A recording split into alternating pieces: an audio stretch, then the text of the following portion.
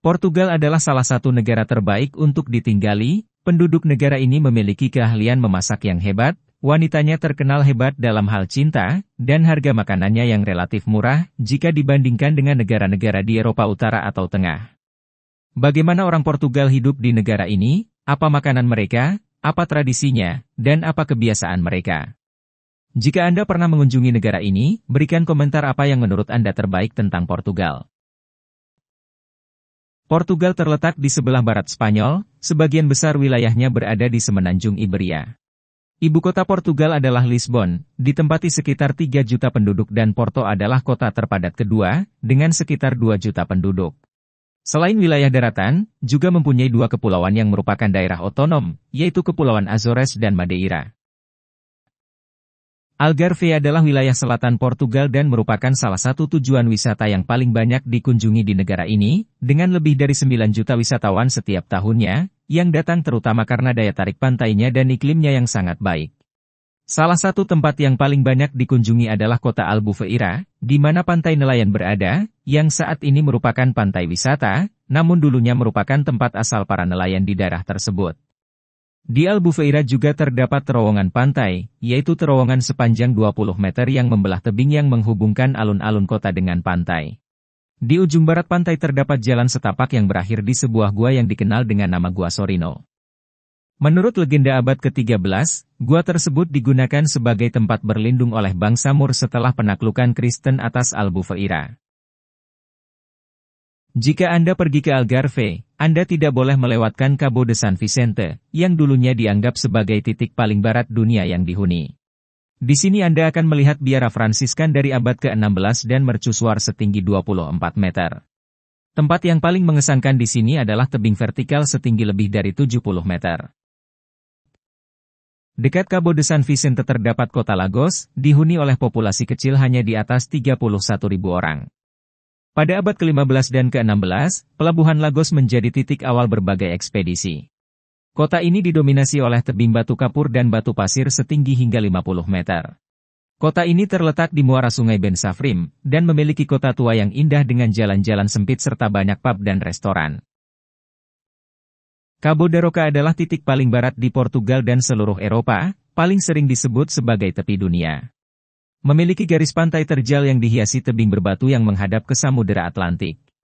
Daerah ini sangat terisolasi dengan hanya mercusuar, kafe, dan toko souvenir untuk dijelajahi. Memandangi garis pantai berbatu yang menakjubkan dan mendengarkan suara gemuruh ombak, sambil menyaksikan langit berubah menjadi percikan warna merah jambu dan biru yang indah, itulah yang menarik ribuan pengunjung sepanjang tahun.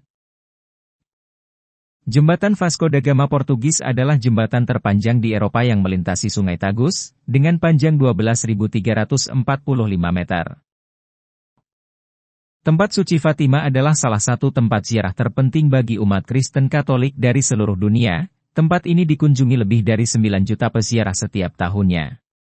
Menurut kesaksian 3 anak gembala bernama Lucia dos Santos, Jacinta dan Francisco Marto, mereka melihat kehadiran bidadari yang mengajari mereka berdoa.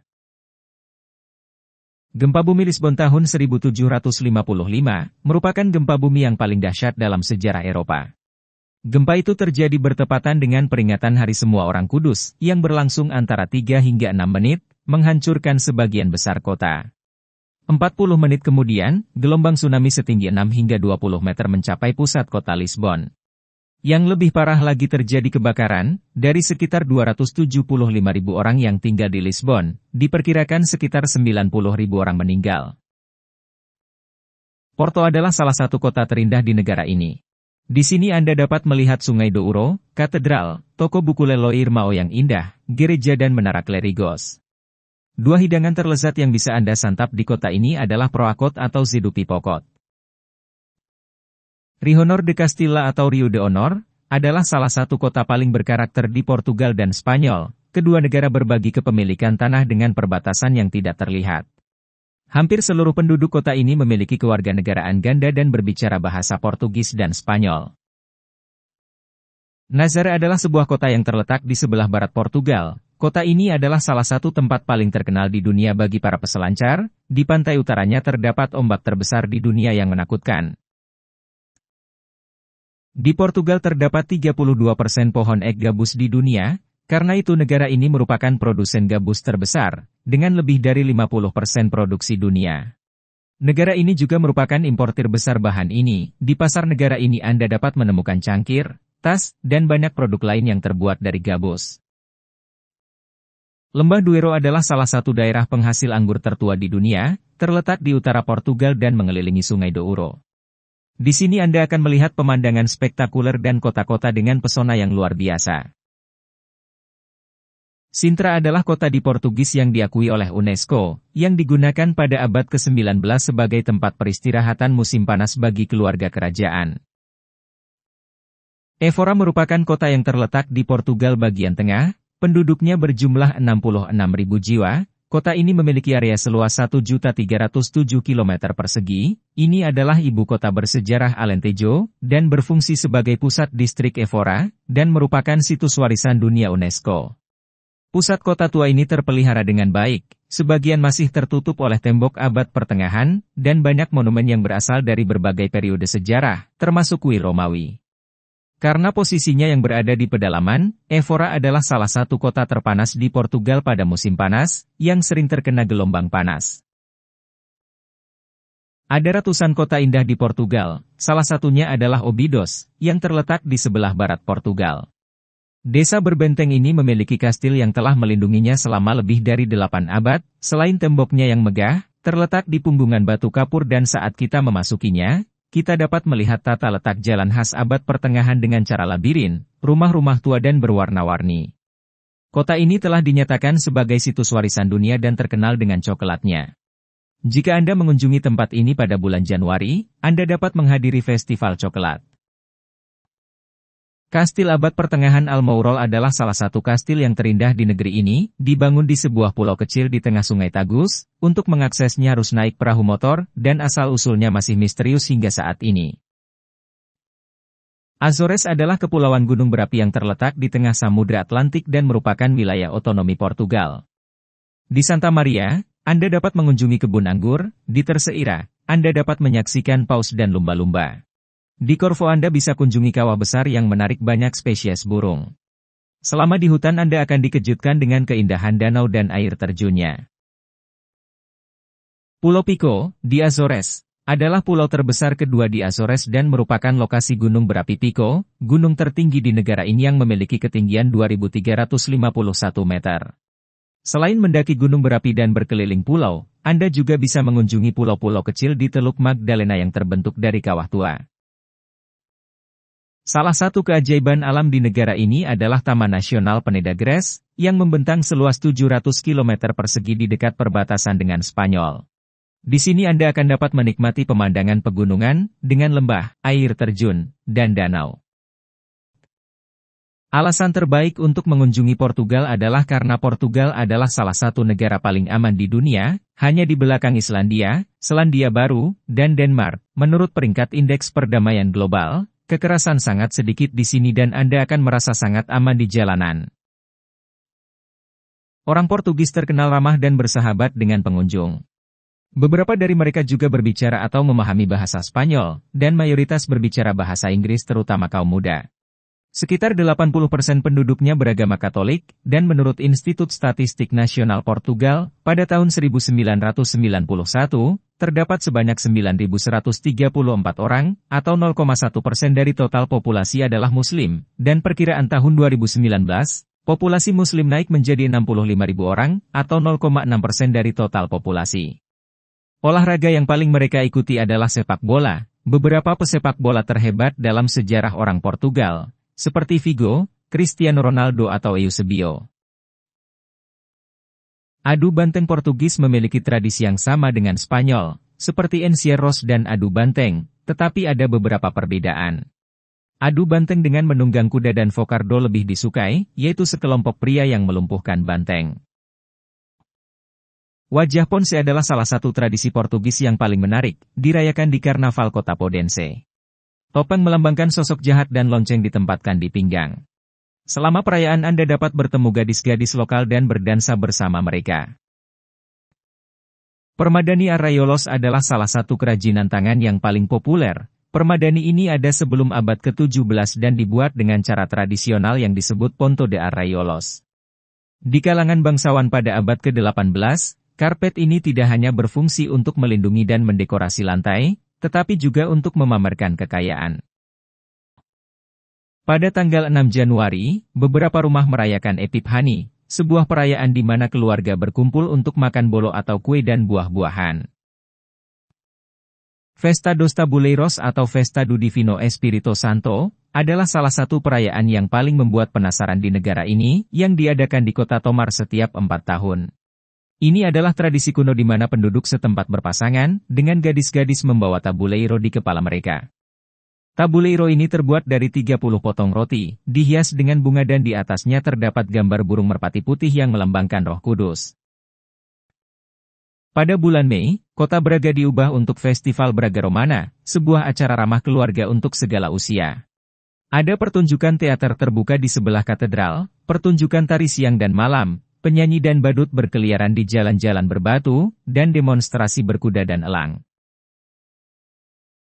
Jika anggur adalah kesukaan Anda, maka ide bagus adalah mengunjungi Portugal pada bulan Februari, karena selama 4 hari para produsen anggur bertemu di Istana Bursa Efek. Di sini Anda dapat mencicipi anggur berkualitas dan juga hidangan yang disiapkan oleh koki terkenal, serta menghadiri pembicaraan tentang topik yang berkaitan dengan pembuatan anggur. Portugal dan Spanyol adalah dua bangsa Iberia yang berbagi wilayah dan sejarah, namun mereka memiliki perbedaan budaya tertentu. Dalam hal keahlian memasak, kedua negara sama-sama menganut pola makan Mediterania, dengan perbedaan dalam menyiapkan dan menyajikan hidangan. Tidak semua orang Portugis mengerti bahasa Spanyol, tetapi bahasa Galicia lebih mudah bagi mereka, karena bahasa Galicia memiliki sintaksis, kosakata, dan fonologi yang sangat mirip, dan aksen Galicia juga mirip dengan aksen Portugis. Menyajikan masakan siput selama musim panas adalah tradisi di Lisbon. Masakan ini tampak seperti hidangan yang tidak biasa bagi banyak orang, yang dimasak dengan oregano dan bawang putih, yang memberikan rasa yang sangat enak. Fado adalah bentuk nyanyian tradisional Portugis yang termasuk dalam daftar warisan budaya dunia UNESCO. Ini adalah lagu melankolis tentang cinta, kehilangan, harapan dan kepasrahan, yang dinyanyikan dengan diiringi oleh mandolin, gitar, dan biola. Keyakinan sebagian orang Portugis adalah bahwa manusia tidak bisa lepas dari takdirnya, disebut juga fado. Jadi, dari sudut pandang ini, apapun yang dilakukan seseorang, takdirnya akan terpenuhi, baik kemalangan atau keberuntungan. Minuman nasional Portugis adalah anggur pelabuhan, yaitu anggur yang difortifikasi dengan menambahkan alkohol, anggur atau brandy sebelum proses fermentasi selesai, sehingga memberikan rasa manis yang khas. Dan minuman ini harus disimpan dalam tong kayu ek selama 6 tahun sebelum dimasukkan ke dalam botol. Pastel de nata atau pastel de belém adalah kue tart telur khas Portugis. Kue ini juga dapat ditemukan di wilayah Brasil, Angola, Mozambik, Tanjung Verde, Guinea-Bissau, dan Timor Leste, serta di wilayah dengan populasi Portugis yang besar, seperti Kanada, Australia, Amerika Serikat dan Prancis. Bika adalah jenis kopi yang sangat populer di beberapa daerah Portugis, rasanya sangat mirip dengan espresso, sedikit lebih keras dan dengan rasa yang lebih lembut. Tiri-tiri adalah sejenis saus yang digunakan untuk ayam huraso dan dibuat dengan cabai dari Amerika Selatan, lalu dicampur dengan bawang putih dan lemon, sehingga menimbulkan rasa pedas. Beberapa makanan penutup tradisional paling terkenal awalnya dibuat oleh para biarawati dan biksu di biara.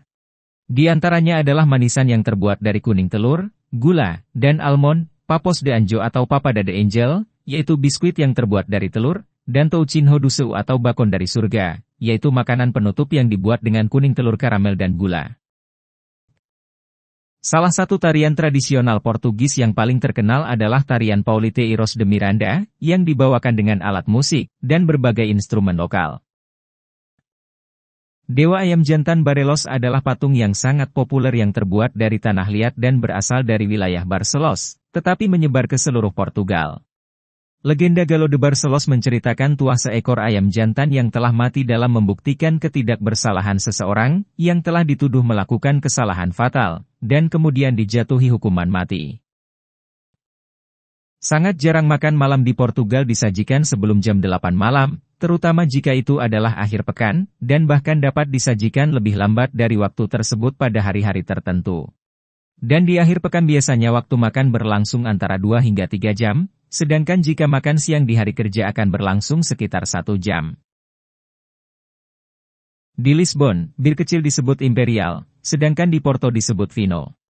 Kenyataannya adalah tidak ada seorang pun di Portugal yang memesan bir dalam jumlah besar, jadi jika Anda memesan bir dalam jumlah besar, Anda akan langsung dikenali sebagai turis. Hari libur nasional di Portugal adalah hari ketika semua aktivitas terhenti, sehingga Anda tidak akan menemukan kafe, museum, atau restoran yang buka. Khusus di bulan Agustus, Anda akan kesulitan menemukan toko penyedia layanan seperti ini. Di Portugal, sudah lazim terdengar bahwa orang tua disebut doutor atau doutora yang artinya dokter, bukan karena mereka dokter, melainkan karena istilah tersebut digunakan sebagai tanda hormat. Untuk tinggal di Portugal Anda membutuhkan rata-rata Rp8.600.000 sebulan, belum termasuk sewa, yang biayanya sekitar Rp11 juta sebulan di daerah pusat untuk apartemen 1 kamar tidur, sedangkan di daerah yang jauh dari pusat kota, biayanya Rp8.500.000 sebulan. Makan untuk 2 orang berharga sekitar Rp600.000, tiket sekali jalan dengan transportasi umum Rp24.000, dan 1 liter bensin Rp16.000, gaji rata-rata adalah Rp15 juta per bulan. Jika Anda ingin terus mengenal negara-negara lain, kunjungi video Honduras ini, di mana Anda akan mengetahui tentang tradisi dan perayaan yang tidak boleh Anda lewatkan. Apakah Anda pernah mengunjungi tempat ini? Apa yang Anda suka dan tidak Anda sukai? Bagikan pengalaman Anda, agar semakin banyak orang mengetahui tentang Portugal. Terima kasih sudah menonton, jika Anda menyukai video kami jangan lupa subscribe, dan aktifkan tombol notifikasi, agar tidak ketinggalan video kami yang terbaru.